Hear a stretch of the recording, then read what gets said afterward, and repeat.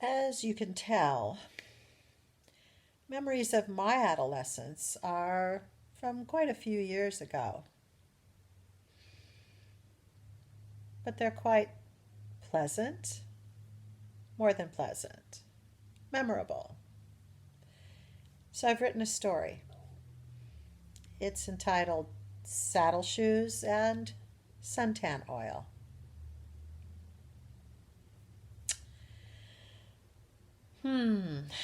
I could skip afternoon classes, cross over the 405 freeway into Griffith Park, and head toward the stables, where I could ride the rest of the afternoon.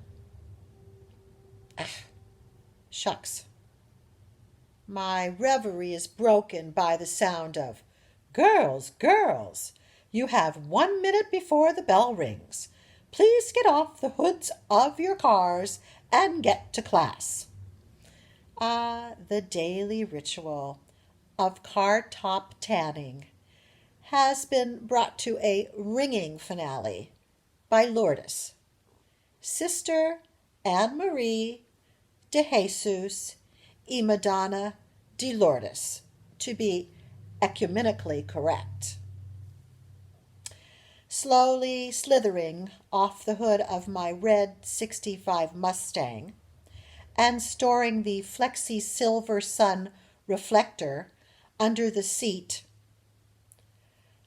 I see a pair of flip-flops and a bikini bottom that beckon me to the beach, the boys, and the bonfires. Like naughty children on a time out, I push shoes and bottom back into their hiding place. In a few days, Lourdes, Regina, we call her Regina, Alphonsius, and the other sisters will return to their mother house for the summer. Beachless, boyless. Okay, maybe they have some bonfires. The sisters are such an odd bunch these days. No more all cut from the same cloth. Some still wear the black tubular tunic, oversized beads, and toilet seat wimple, but most wear street clothes, either very butch or lipstick lesbian. What do I hear? As I slide towards room 304, Sister Mary Rachel's Shakespeare class. What do I see? Books, clothing, keys, purses, and an apple, a lone apple, being hurled hysterically, cutting through streaks of yellow sunlight that pour through the celadon green locker hall. The popular girls, Debbie Palestrini, Pam Smith, and Veronica Kirkland, have at last been discovered. Uncovered, really. The cool, moneyed, slippery, wouldn't you like to be just like me, but never will be, chick click. Yes, they've been uncovered. How I had longed, pained, suffered to be part of them. Thank you, Jesus, Mary, and Joseph. They refused to take me in as one of their own. Pot, hooray for pot, has been discovered in a locker, maybe 2 lockers, maybe 3. Certainly no one could smell it. Somebody must have finally snitched. My brother, president of his school class, Notre Dame, the all-male academy across town, and primo pothead extraordinaire, said pot must be concealed in a thermos brand thermos, no other thermos would do, or in a plastic baggie, pushed into a bottle of blue Listerine. Only blue will do.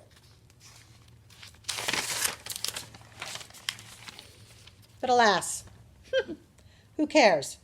Who really cares about what happens to them? They deserve it. For every snide, bullying, under their breath remark they have made about me, and many others, really. Oh, her nose is so big. Oh, that one has a pimply face. Oh, the boys don't really like her. They just want to feel her up. You get the picture. No more negative thoughts. No, that's enough. No more negative thoughts. Summer vacation is 2 days away, and I have never been known to do any little thing that might tarnish my lovingly polished life. It's ideal, really. Anything a teenager could ask for. I have a large, loving, doting family. I'm lucky to have 2 sets of grandparents with whom I have spent every other weekend since I have been an infant. My mom and dad are educated. Each one owns their own business. My mom owns a catering company, studio work mostly, and my dad is a CPA to the movie set. My brother and I work with both of them. Yeah, the brother, the card-carrying member of the Mary Jane Incorporated company. But he works hard too. I have aunts and uncles. No cousins as yet, but aunts and uncles who fly home to LA from New York and other places every chance they get. For holidays mostly. With one of them, I learned to make reservations at restaurants, really before I could do much of anything else. That's my Uncle Victor. We vacation in Hawaii and at Yellowstone, go to San Francisco whenever. We have season theater tickets and massive family barbecues. My favorite aunt and uncle are Mona, I'm named after her, and her really tall, pipe-smoking, southern-drawled husband, Uncle Charles. Charles and Ramona have no children of their own, so my brother and I are their stand-in kids, and good for us. He, Charles, manages the Dunes Hotel in Las Vegas, and in a few days, that is where I will live for the summer. That's where I have lived every summer since I was 9. So while Debbie Palestrini, Pam Smith, and Veronica Kirkland spend their summer doing community service and reporting to the juvenile detention officer, I will be playing the back 9 of the Dunes golf course as the sun rises and spend the rest of my day being served poolside by a tanned, shirtless, 22-year-old Grecian god of a waiter who is more than willing to drizzle suntan oil on me when I send up a furtive glance. I am, of course, already packed. All new clothes. From Robinson's department store, the one that is just through the canyon in Beverly Hills. Nani, my maternal grandmother, Mom, and myself lunched there last Saturday.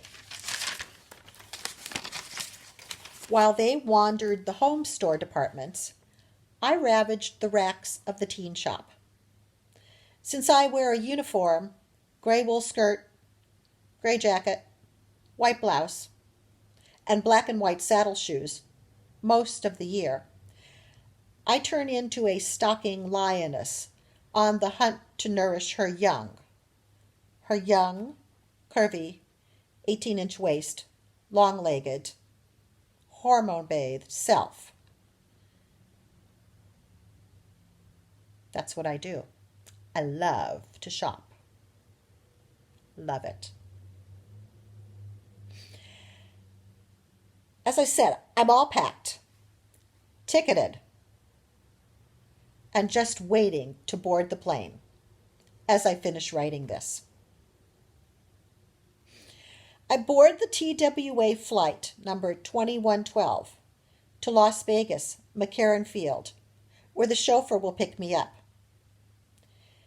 But as the plane takes off, and I am content, safe, and alive in the moment, as I leave one nurturing family and go to another, I can't help but think about Debbie Palestrini, Pam Smith, and Veronica Kirkland. On the surface, they've had the same upbringing, the same gorgeous lifestyle. They appear to be just like me. So why would they do the things that they do? Why would they make such a mess of such a lovely life? Of course, appearances don't always seem to tell the whole story. If they did, I don't think they would have risked marijuana for a wonderful summer, a wonderful fall, spring, winter, and graduation. But then appearances are deceiving.